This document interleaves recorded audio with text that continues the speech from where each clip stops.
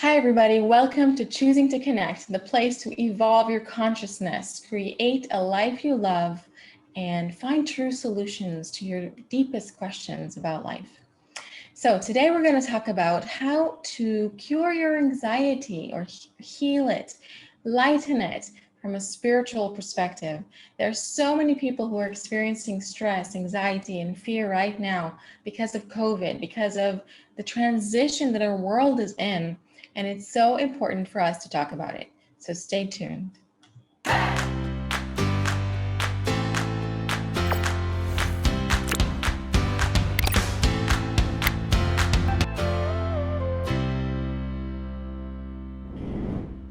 Hi, everybody. I'm Tal Mandelbaum. I'm a spiritual psychologist, and let's talk about our anxiety right now.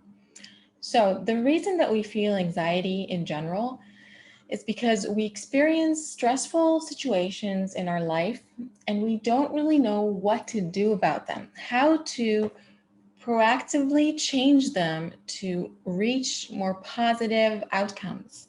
This sensation that we are helpless, that we don't know, that something is bigger than we can handle, that is what creates anxiety and stress in our bodies that is out of balance. Okay. Like a normal level of stress is something that is actually positive because pressure actually helps us perform. But when it becomes too much pressure, too much stress, too much anxiety, that's when it starts to harm our health, our well-being, and have ill effects on us in our lives.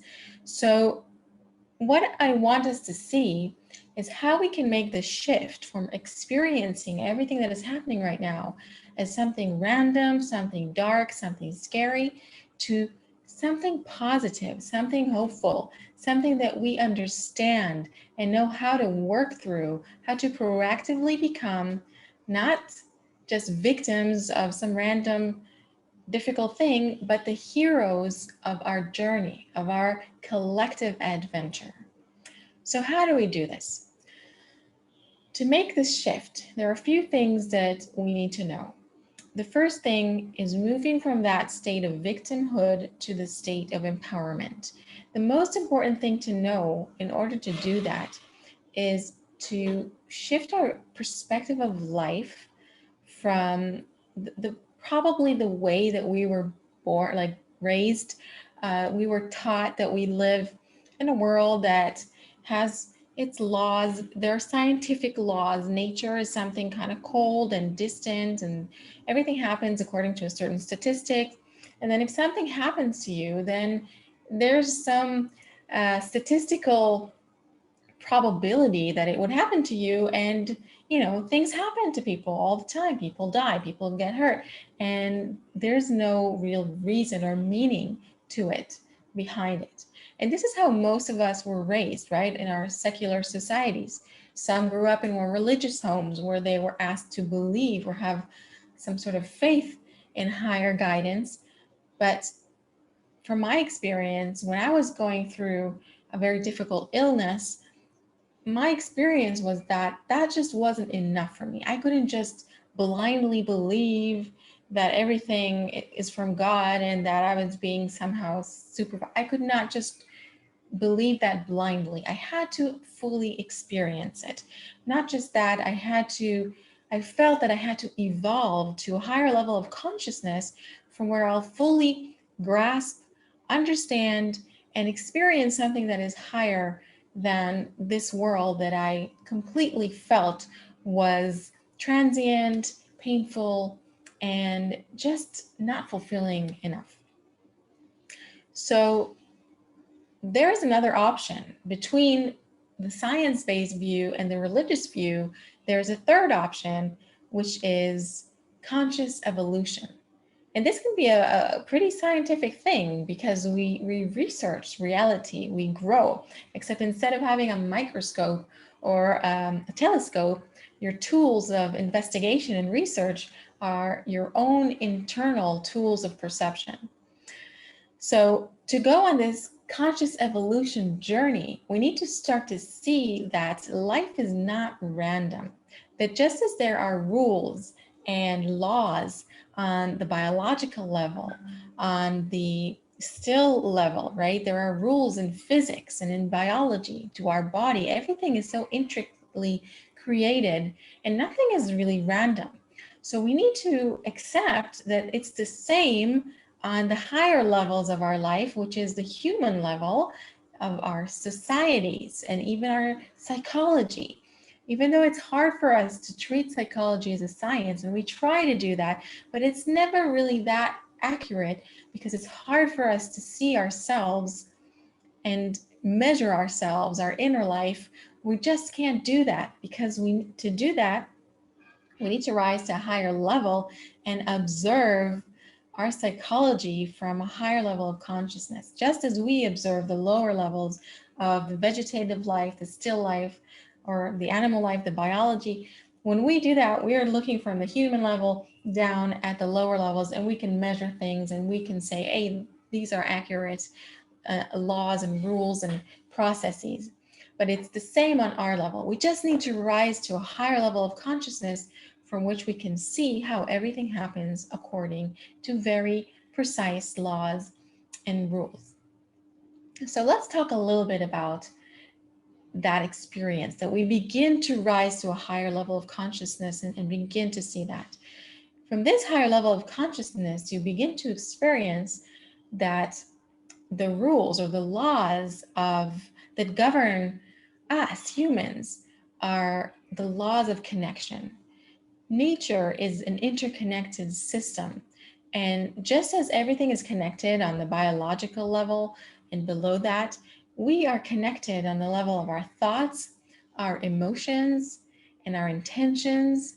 It's like there's a network, a spiritual network that is connecting us, that is operating on us. And all of our feelings, thoughts, emotions, states, all of these changes that we experience on the inside, they're also connected to the system. Nothing is random. Everything that we experience really does come from source, really does come from the system of which we're all part. And our purpose, our process, our conscious evolution is leading us to really grasp this system, to be able to understand it and to become one with it, so that we're no longer experiencing ourselves as these small, separate beings living in the darkness and concealment, unaware of why things happen, what happens before we're born, after we die, and who are all these other people, and what are we even doing here, right? That is how we're born. This is our default experience. So we are meant to move beyond that to higher levels, from where we begin to experience our life as fully purposeful, completely logical, and especially full of love, full of meaning that is positive. So that is the perspective that I would like us to begin to work with in our life right now, as individuals and as societies and a humanity, to accept that what is happening to us is really a process of education that nature, this higher system, is putting us through. It's helping us evolve. We've actually come to a very interesting point in our evolution. Psychologists talk about it, Kabbalists talk about it, spiritual people talk about it. It's a point where we're meant to take a leap into this connection with nature, alignment with this higher system. And what we're seeing right now is all of the imbalance, right? We're feeling terrible imbalance between humanity and nature because we've been so detached from it, from our higher consciousness. We've been acting from the very low egoistic perception where different entities, different people would try and take as much as possible from each other and from nature and from the world. And of course, this has created enormous imbalance in the system. And we're experiencing that as all of the natural disasters and of course COVID and all of these pressures that we're experiencing from nature are really meant to help us feel that we cannot stay in this level. We have to move forward. We have to evolve. And all of our stages of evolution started with pressure. It's always pressure that moves us to change. So on an individual level, we each need to feel that it's not a scary place that we're living in, but rather this is a system of love that is inviting us to come closer to it, to awaken our consciousness and begin to perceive who we truly are and who we truly can be. So this perspective, this is truly an enlightened perspective that helps us to overcome our fears and anxieties, because we no longer feel that we are victims, but rather heroes that are beloved and that are wanted. And because we're so wanted, because we have such high potential, we're being pressured to move forward. So all we have to do is to begin to ask this question: what do you want me to do?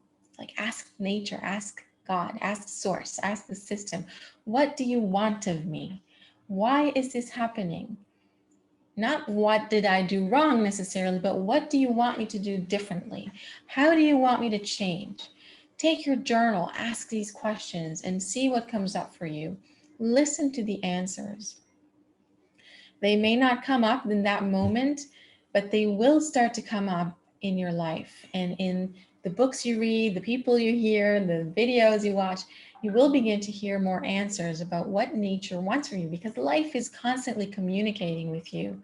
It's a constant, we're actually living in a kind of dream, okay? And so this reality that you see is constantly giving you messages and hints, and not so subtle hints, but actual guidance.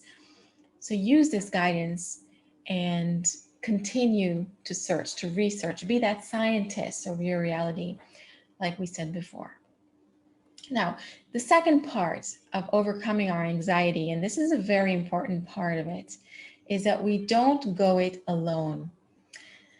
In fact, this whole conscious evolution thing is moving us from separateness to unity, from being disconnected, empty, in the dark, to experiencing ourselves as one, as full of love for others and between us.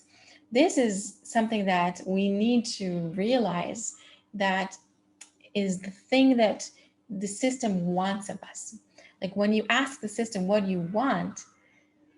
I suspect that what you'll hear in different shapes and forms is the system wants more love from you. It wants you to come closer to love, to oneness, to unity. So we don't want to go it alone. We always want to do this work in connection, whether it's virtual or being part of a community. We always want to do this in connection, because that is where our evolution is taking us. So going back to anxiety and fear, when we know what this process is, where it's headed, what it wants us to do, and we know that it wants us to connect, it wants us to come closer to higher levels of consciousness, and we do that, we make these tiny little steps in that direction, even if it's just with our thoughts, even if it's just with listening to a video and journaling and trying to perceive reality in a new way. That is what all that is necessary, because it's an evolution of consciousness. We're coming out of a world that is physical, that is Newtonian, that where action and power and very physical struggles were what changed the world, and we're moving closer to a reality where what changes reality is our intention, our thoughts. The world, you see this with the internet, everything is gradually becoming more and more virtual. People used to work at hard labor and carry heavy things, and gradually we begin to work at keyboards. All we need to do is type on a keyboard and send emails and write to people. That is becoming more and more prevalent. So the world is gradually becoming more and more virtual, more and more spiritual. So I hope this was helpful for you. We talked about a lot, we covered a lot, but just listening to this kind of thing can help you shift your consciousness, move closer to calm, serenity, and also know that by shifting your consciousness, by thinking about connection, unity, what the system wants of you, you're putting yourself in alignment with it, which is actually creating greater safety for you and better outcomes, because the more aligned we are, the better we can manifest our desired reality, and also the less pressure we need to move forward and evolve. So if you like this video, share it with someone you think might need it. Hit the subscribe button so that you know when new videos come out, and leave comments and questions so that we can continue this discussion. Thank you so much for watching. This is so important for us to be doing together because we're shifting our consciousness and changing our world for the better. Stay safe, and I'll see you again soon.